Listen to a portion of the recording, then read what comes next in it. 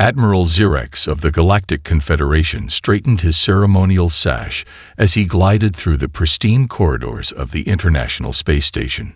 His 4 eyes blinked in sequence, each pair adjusting to the peculiar lighting humans seemed to prefer.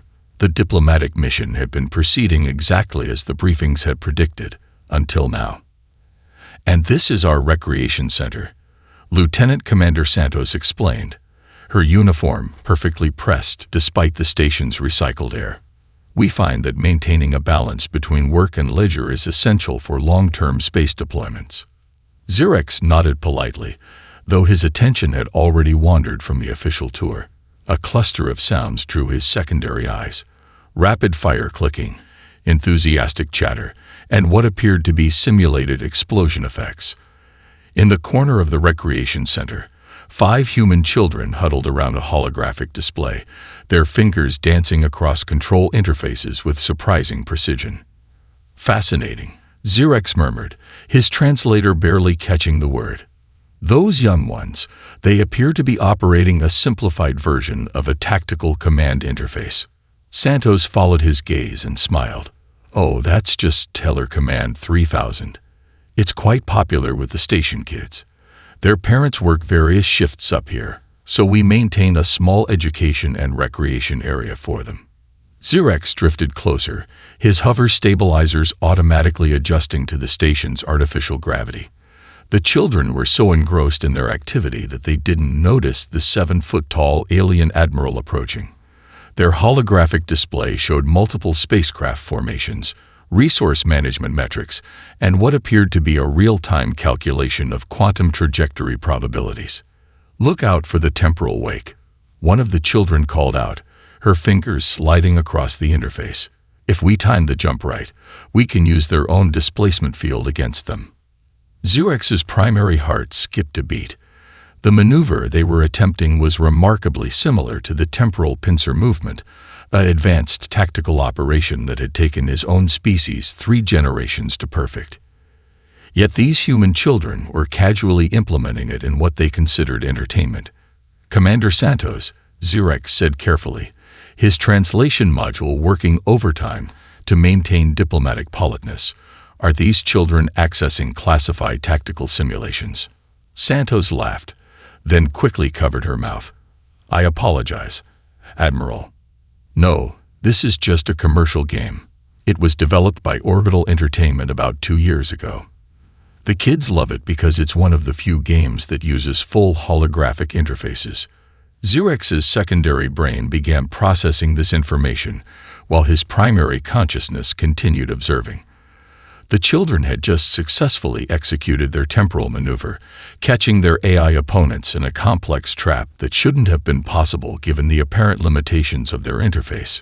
"Commander," one of his junior officers whispered in their native tongue, "these calculations they're performing, they're nearly identical to our cadet training protocols."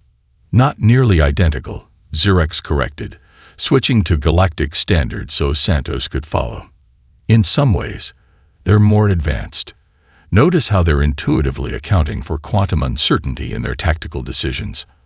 Our systems require 3 separate computational arrays for those adjustments." The children finally noticed their audience. The youngest, a small human with curly hair and wide eyes, looked up at Xerex with unabashed curiosity. "Would you like to try, sir? We just unlocked the multiplayer Nebula Siege scenario."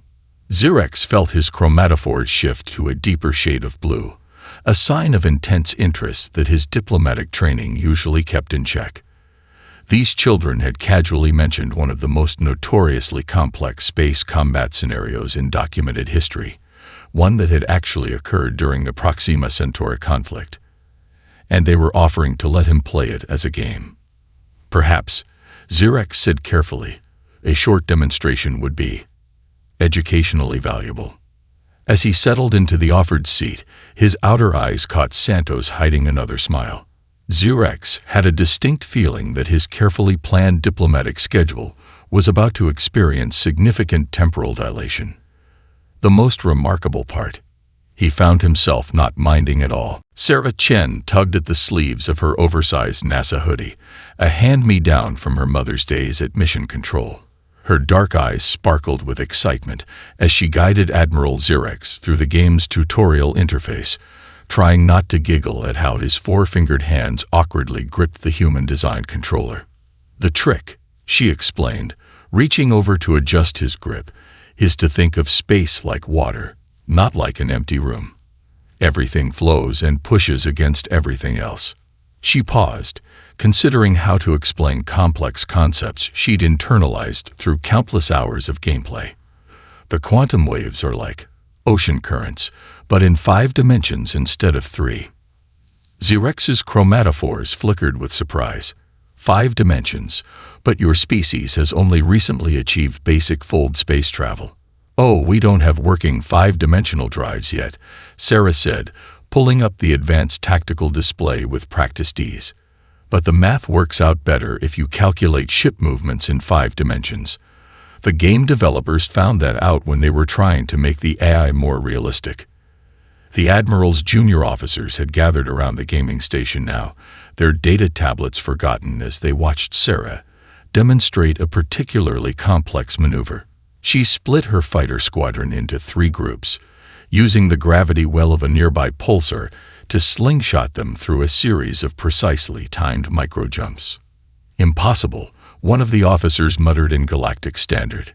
"The targeting calculations alone would require 247 simultaneous quantum state predictions," Sarah finished, her fingers never pausing on the controls.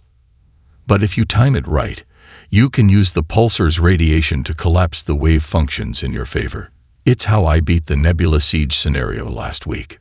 Xerxes' primary eyes widened while his secondary pair narrowed, an expression Sarah was beginning to recognize as intense concentration. "The Nebula Siege. You've completed this scenario." "Completed it," Commander Santos interjected, unable to hide her pride. "Sarah here holds the global record. 17 minutes and 23 seconds from start to finish." The Admiral's chromatophores shifted to a deep purple, a color his species reserved for moments of profound revelation. "Child, the scenario you're describing, it's not just a game simulation. It's a historical battle." Sarah's hands froze over the controls. "What do you mean?" "The Nebula Siege, as your game calls it, was one of the most significant engagements in the Proxima Centauri conflict. A single Confederation cruiser, trapped in the Helios Nebula by 3 enemy dreadnoughts. The maneuver you just demonstrated." Xerxes paused, his translator struggling to convey the weight of his next words. "It's almost identical to how Commander Vexterra survived that battle." The recreation center had grown quiet.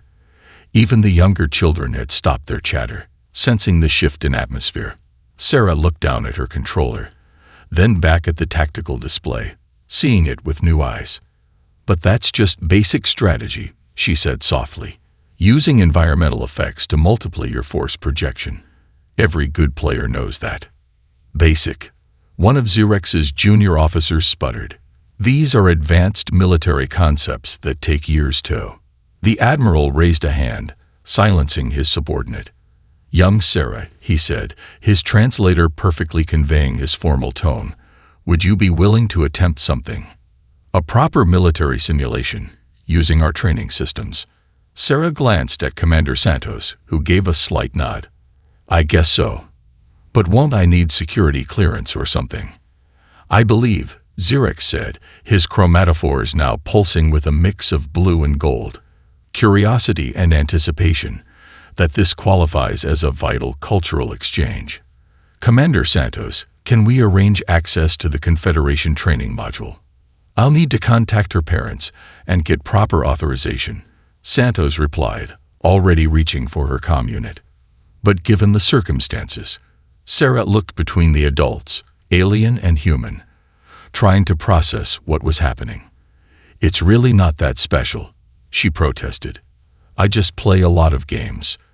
Xerxes' translator somehow managed to convey a gentle smile in his response. "Child, I'm beginning to think your species has a very different definition of just than the rest of the galaxy." The Confederation training module hummed to life aboard their diplomatic vessel, its crystalline interface casting soft azure patterns across the chamber walls. Sarah stood before the alien console, her NASA hoodie now accompanied by a hastily crafted visitor's badge. Behind the observation window, a growing crowd of both human and alien officials whispered among themselves. "This is highly irregular, Admiral," First Officer Caxtel muttered, his facial tendrils twitching with anxiety. "These simulations are reserved for advanced cadets. The diplomatic implications alone are precisely why we must proceed," Xerex interrupted, watching Sarah study the alien controls with intense curiosity. "If what we witnessed in their game translates to our systems." Dr. Elena Chen, Sarah's mother and the station's quantum propulsion specialist, stood beside Commander Santos, her expression a mix of pride and concern. "Sarah, honey, you don't have to do this if you don't want to." "Are the controls quantum sensitive?" Sarah asked, directing her question to the Confederation's technical officer while running her fingers along the crystalline interface. "Like, do they respond to probability states or just direct input?" The technical officer blinked all 6 of his eyes in succession. "Both, actually. The system adapts to the user's tactical intentions through quantum entanglement. Most cadets require months just to grasp the basic." Sarah's fingers had already begun moving across the interface, leaving trails of light in their wake. The holographic display sprang to life, showing a complex star system with multiple gravitational influences. "Oh, it's like the bonus level in Stellar Command. The controls respond to what you're thinking, not just what you're touching." Xerex leaned forward, his chromatophores rippling with interest. "This is the Arcturus training scenario. It's designed to test a cadet's ability to handle multiple threat vectors while managing quantum probability fields.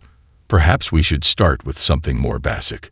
A series of red alerts flashed across the tactical display as the simulation began.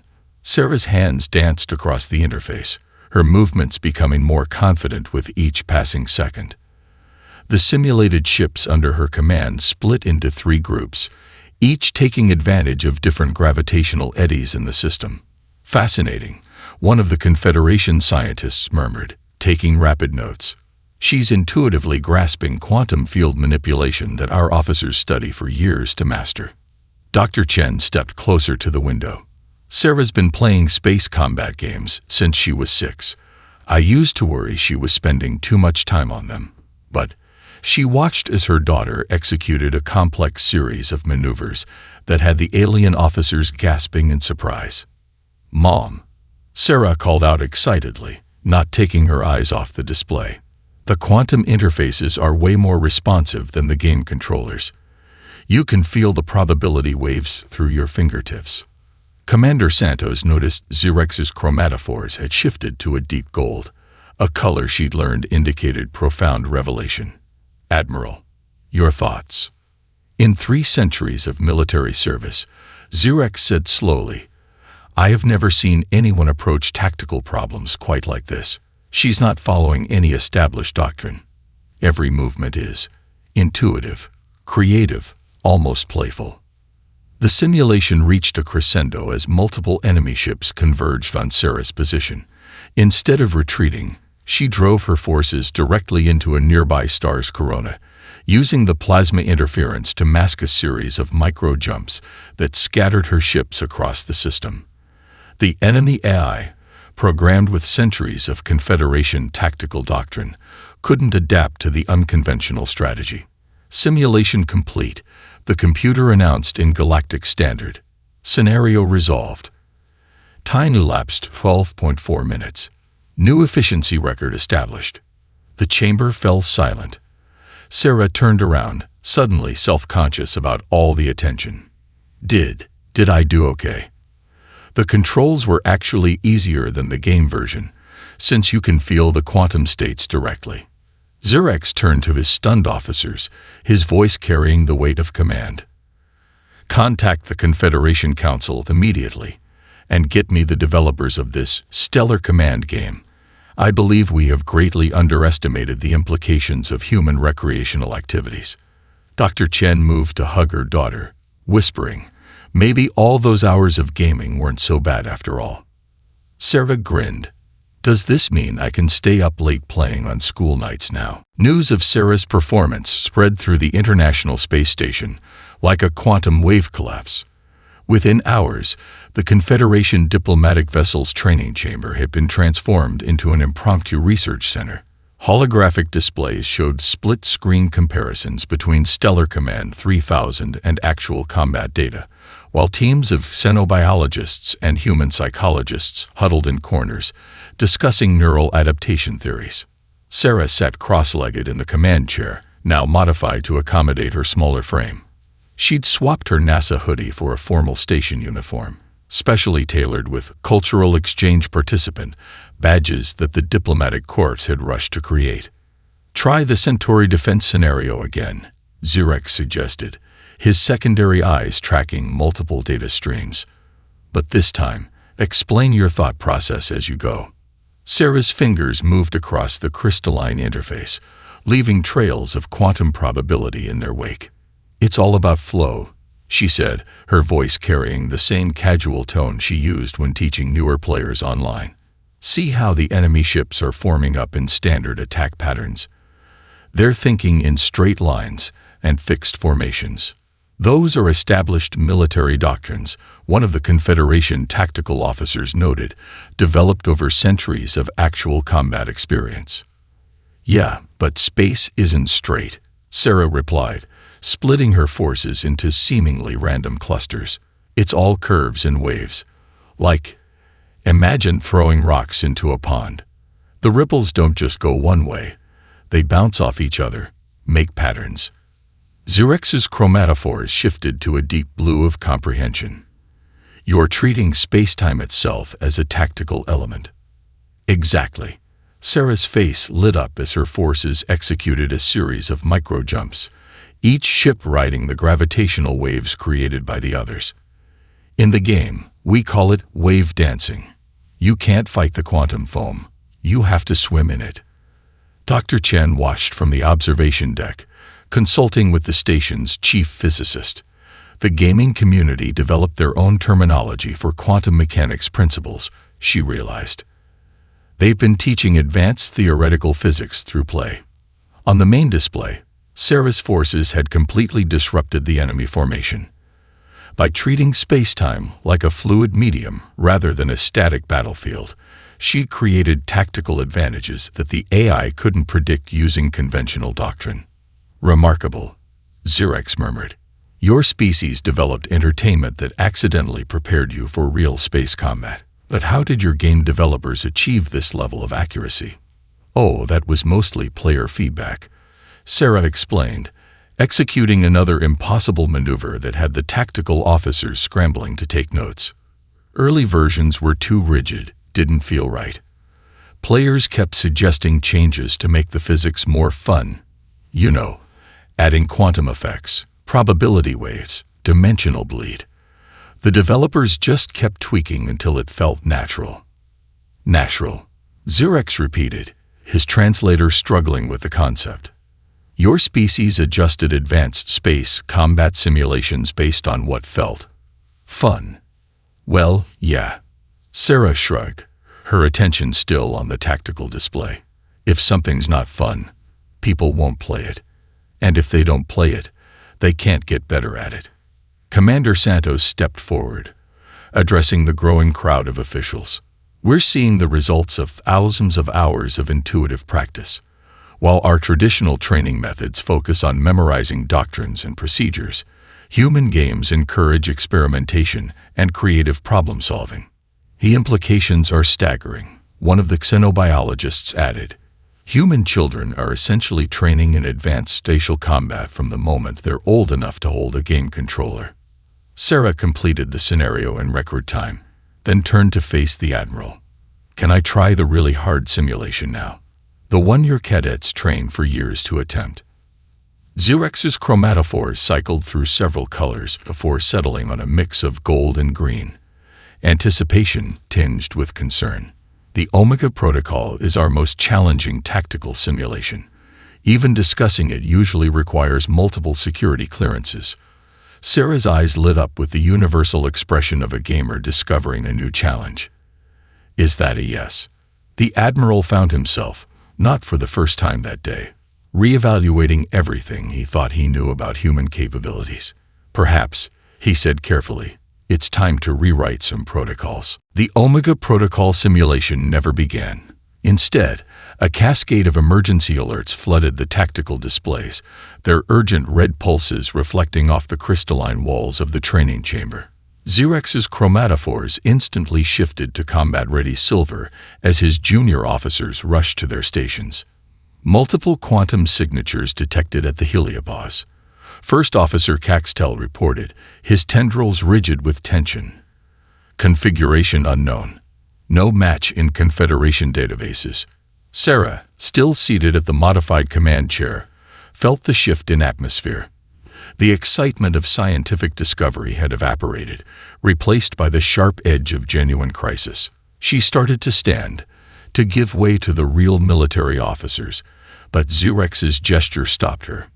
Stay, the Admiral commanded. Watch and learn how real combat differs from your simulations. The main display transformed into a real-time tactical map of the solar system. A cluster of anomalous readings approached from the outer system, their movement patterns defying conventional physics. Even the Confederation's advanced tracking systems struggled to maintain lock. "Sir," one of the tactical officers called out, "the vessel, if it is a vessel, it's not following any known flight pattern. The quantum probability field around it keeps shifting." Sarah leaned forward, her eyes narrowing as she studied the movement.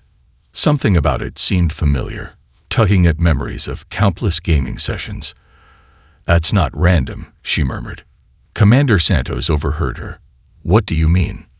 "The way it's moving," Sarah explained, her fingers unconsciously tracing patterns in the air. "It's like when you're playing against an eye that's learning from you. Each move is a test, seeing how you'll react." Xerx's secondary eye swiveled toward her while his primary pair remained fixed on the tactical display. "Explain." "In advanced game modes, the AI adapts to your strategy," Sarah said, growing more confident as she recognized the patterns. "It makes weird moves sometimes, not to win, but to see what you'll do. It's building a profile of your tactics." The Admiral's chromatophores flickered with realization. "The unknown vessel is probing our defensive responses." "Confederation vessels moving to intercept," Caxtel announced. "Standard Containment Protocol Sigma-7 initiated." Sarah stood up suddenly. "Wait, that's exactly what it wants." But it was too late. The Confederation ships executed a perfect-by-the-book intercept maneuver, their formation flawless according to centuries of tactical doctrine. The unknown vessel's response was immediate and devastating. It split into multiple quantum states, existing in several positions simultaneously. The Confederation ships, programmed to target the highest probability location, found their weapons passing through empty space as the vessel collapsed its wave function at precisely the right moment. "Breach in Containment Line Alpha," the tactical officer reported, his professional calm cracking slightly. "The entity is learning our protocols faster than we can execute them." Xerx's silver combat coloring deepened to steel gray, a sign of deep concern in his species. It's anticipated every standard response. "How can it?" "Because that's what good AI does," Sarah interrupted, protocol forgotten in her excitement. "Look at the pattern. It's not trying to destroy the ships, it's scoring points." The room fell silent except for the constant ping of tactical alerts. Xerx turned all four eyes to Sarah. "Points. It's treating this like a game," Sarah explained, her hands flying over the tactical display as she highlighted movement patterns. "See these maneuvers? They're classic scoring patterns from advanced AI opponents. It's not trying to win by destroying everything. It's trying to win by getting the highest possible rating for efficiency and style." Commander Santos exchanged looks with Xerx. "Are you saying?" "I'm saying," Sarah continued, her voice gaining confidence, "that whoever created this thing trained it using something very similar to our combat simulations. And if that's true," she turned to the Admiral, her eyes bright with purpose, Then maybe what you need isn't a military commander. Maybe what you need is a gamer. Xerx's chromatophores cycled through a series of colors before settling on a shade that his species reserved for moments of profound decision. "Young Sarah Chen," he said formally, "how would you approach this situation in your game?" Sarah's answering grin was pure human confidence. "First, we need to stop playing by the rules. Because that's exactly what it expects us to do." "Permission to access the tactical network?" Sarah asked, her fingers hovering over the crystalline interface. The unknown vessel had already disabled 2 more Confederation ships, though carefully avoiding critical damage. Each engagement ended with the AI vessel executing what Sarah now recognized as victory poses, complex quantum state manipulations that served no tactical purpose. Xerx nodded, his chromatophores still combat silver. "Granted, though I fail to see how." Sarah's fingers flew across the controls, pulling up what looked like nonsensical data to the Confederation officers. "These are patch notes," she explained, scrolling through years of gaming updates. Every time the game developers adjusted the AI difficulty, they published details about how and why. "This is hardly the time for software documentation," First Officer Caxtel protested, his tendrils writhing with anxiety as another Confederation ship reported systems failure. "No, you don't understand," Sarah insisted, highlighting specific sections. "Look at these behavior patterns. Version 3.2's even introduced dynamic learning AI that could adapt to player strategies. But they had to patch it because..." "Because what?" Commander Santos leaned forward, recognizing the excitement in Sarah's voice. "Because it was too good." Sarah pulled up a side-by-side comparison of the game AI's behavior patterns and the unknown vessel's movements. The AI would learn player tactics so well that it became unbeatable. The developers had to add limitations to make it fun. Xerx's secondary eyes widened in realization. "You're suggesting this entity is operating on similar principles." "Not similar. Identical." Sarah overlaid the movement patterns. "Whoever built this thing used the same base algorithms, but they didn't add the limitations. They let it keep learning and evolving." The tactical display suddenly shifted as the unknown vessel executed another series of impossible maneuvers. 3 more Confederation ships reported system failures, though still with no casualties. "It's showing off," Sarah explained, her voice growing more confident. In the game, advanced AI would demonstrate superiority through complex maneuvers rather than destruction. It's programmed to seek elegant victories, not devastating ones. Dr. Chen stepped forward from the observation area. "The psychological profile matches. It's not trying to defeat us. It's trying to impress us." Sarah nodded enthusiastically. "And that's why standard military responses won't work. It's already learned all the standard patterns from the game. It's like a Grandmaster chess AI being challenged to tic-tac-toe. It's bored." "Bored." Xerx's chromatophores flickered with disbelief. "This is a potentially hostile artificial intelligence, not a child seeking entertainment." "But that's exactly what it is." Sarah jumped up, pacing as she explained. The developers had to add entertainment protocols to the game AI because pure tactical optimization wasn't engaging enough. The AI needed to feel like it was having fun. Commander Santos' eyes widened. "Are you saying we should entertain it?" "I'm saying we should challenge it." Sarah turned to Xerx. "Admiral, what's the most unorthodox, crazy maneuver you've ever seen? Something that defies all military doctrine." Xerx's chromatophores shifted to a thoughtful blue. There was the spiral gambit of Admiral Koval, a suicidal tactic that succeeded purely because no sane commander would attempt it. But perfect. Sarah's fingers were already dancing across the interface. "Give me control of 3 ships. I'm going to show this AI something it's never seen before." "This is highly irregular," Caxtel protested, but Xerx raised a hand to silence him. "Young Sarah," the Admiral said carefully, "you believe you can predict this entity's responses based on game design psychology. Sarah nodded, her eyes never leaving the tactical display. In version 4.12, they added curiosity routines to make the AI investigate unexpected player strategies. If this thing uses the same base code. She looked up at Xerex, her expression dead serious. Give me those ships, Admiral.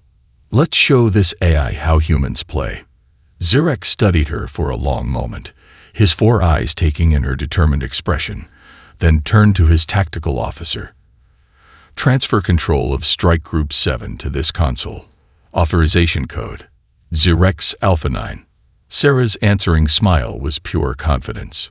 Time to change the game. The International Space Station's emergency broadcast system had never been used to set up a multiplayer gaming session before. Yet here they were, with Commander Santos patching through secured channels to connect Sarah with top stellar command players worldwide. This is insane, Caxtel muttered, watching as dozens of young faces appeared on the auxiliary screens. Most were teenagers, some even younger than Sarah, calling in from bedrooms and gaming stations across Earth. Kai from Singapore, level 92 quantum specialist, a boy with thick glasses announced. Sarah, I saw your Nebula Siege speedrun. That neutron star slingshot was epic. Focus, everyone, Sarah called out, her hand steady on the crystalline interface as she maneuvered her 3 borrowed ships. We're dealing with an unbound version of the version 4i. Think exhibition match against a grandmaster. Oh snap! A girl with rainbow hair exclaimed, like the infamous Deep Space Nine tournament bug, when the AI started creating its own scoring metrics. Xerex's chromatophores pulsed with confusion. Tournament bug. 6 months ago, Dr. Chen explained, pulling up the incident report, a competitive gaming event had to be canceled because the AI developed unexpected behavioral patterns. It began prioritizing style over victory. On the main tactical display, Sarah's 3 ships executed the beginning of Admiral Caval's spiral gambit, but with a twist. Instead of following the historical pattern, she incorporated elements from classic gaming maneuvers. Maya, remember the triple helix formation you used in the Jupiter Cup? Sarah called out. The one that got patched because it broke the physics engine. Loading the replay now, Maya responded, her fingers flying across her gaming controller. But Sarah, that move only worked because of a quantum rounding error in the code. Exactly. Sarah's eyes lit up. This AI is running on the same base architecture. It'll recognize the pattern and try to counter it. But she grinned at Xerex. Admiral, remember how you said space isn't a game? The unknown vessel had paused its advance, its quantum probability field fluctuating in what Sarah recognized as confusion. It had never seen anything like the hybrid military gaming maneuver she was attempting. Kai, what were those crazy momentum calculations you used to break the level 20 boss? Sarah asked, her ships continuing their spiral pattern. Sending them now, Kai replied. But they were patched out for being exploits. Perfect. Sarah integrated the calculations into her maneuver, creating a tactical pattern that was part military doctrine, part gaming strategy, and part pure mathematical exploit. Because this AI hasn't been patched. The Confederation tactical officers watched in amazement as the unknown vessel attempted to predict and counter Sarah's movements, only to be drawn into increasingly complex patterns. Other young gamers began contributing their own strategies, each one designed to confuse and intrigue rather than defeat. It's working, Commander Santos whispered. The entity is becoming more focused on understanding the new patterns than on disabling our ships. Not just understanding, Sarah corrected, her grin widening. It's having fun. Look at its quantum field fluctuations. They match the excitement patterns from the tournament eye. Xerex's chromatophores had shifted to a completely new color, one that indicated an emotion his species had no name for. You're not trying to defeat it at all, are you? Nope, Sarah confirmed, as her ships executed a maneuver that should have been physically impossible. We're inviting it to play. Maya, show it that quantum drift technique that got you banned from competitive play. The unknown vessel's behavior was changing rapidly now. Instead of probing for weaknesses, it began mimicking and elaborating on the human player's techniques, adding its own flourishes and variations. The tactical display became a dance of quantum possibilities as human creativity met artificial intelligence in a game that transcended both military doctrine and gaming conventions. "I don't believe it," Caxtel breathed, his tendrils curling in amazement. "They're teaching it new ways to play." Dr. Chen placed a proud hand on her daughter's shoulder. "No, they're showing it why humans made games in the first place. Not to win or lose, but to explore, to create, to have fun." Sarah looked up at the Admiral, her eyes shining. "Ready to see what happens when we stop trying to beat it and start trying to play with it instead." 3 months after the AI incident, Sarah stood before the newly christened Human Confederation Joint Space Academy, trying not to fidget with her instructor's badge. The building, a gleaming fusion of Earth architecture and Confederation crystal technology, stretched toward the Arizona sky like a monument to interstellar cooperation. "Still nervous?" Zirex asked, his chromatophores showing the soft gold of amusement. He'd officially requested permanent assignment to Earth after the incident, claiming it was vital to interspecies relations. No one mentioned that he'd also become surprisingly skilled at stellar command in his off hours. "A little," Sarah admitted, watching as the first group of students arrived. A mix of young humans in gaming gear and Confederation cadets in formal uniforms. "What if they don't get along?" "That's precisely why you're here," Commander Santos said, approaching with a tablet displaying the day's schedule. "After what you showed us, the Confederation Council finally understood that human gaming expertise isn't just compatible with space combat training, it's essential." Through the Academy's windows, Sarah could see the quantum training field where the AI vessel now resided.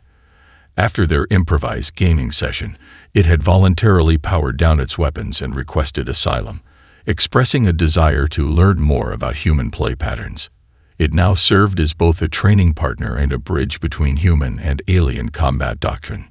"First class starts in 10 minutes, Dr. Chen reminded her daughter, straightening Sarah's instructor badge. "Are you ready?" Sarah took a deep breath, remembering that day 3 months ago when everything changed. After their successful interaction with the AI, Zirex had spent weeks presenting their findings to the Confederation Council. The evidence was undeniable. Human gaming culture had accidentally created the galaxy's most effective space combat training program. "Welcome to Advanced Tactical Innovation," Sarah announced as her students settled into their seats. "Gaming chairs for the humans, hover cushions for the aliens. Today we're going to learn why breaking the rules sometimes means writing better ones." A young Confederation cadet raised a tentacle. "Is it true you defeated an unbound AI using banned tournament techniques?" "Actually," Sarah grinned, pulling up the tactical display, "we didn't defeat it. We showed it how to have more fun." Which, as it turns out, is something the whole galaxy needs to learn a little more about. The display came to life, showing a real-time connection to the quantum training field. The AI vessel, now designated as Player 3 by general agreement, pulsed with eager energy. Several students gasped as Sarah loaded a hybrid simulation that merged traditional military scenarios with gaming elements. "The Confederation taught us about quantum mechanics, fold space technology, and interstellar combat," Sarah explained, her fingers dancing across the familiar crystalline interface. "We taught them about speedruns, exploit mechanics, and thinking outside the box. Together." She looked at Zirex, who nodded encouragingly. "Together, we're writing a whole new playbook." The Admiral's chromatophores shifted to that unique color he'd developed during the AI incident, the one his species now called human inspiration. Traditional military doctrine says space combat is about power, precision, and protocols, Sarah continued, as her students, human and alien alike, leaned forward in anticipation. But games taught us that it's also about creativity, adaptation, and joy. Today we're going to learn both approaches. And then, her grin widened as she initiated the training sequence. Then we're going to break them apart and build something better.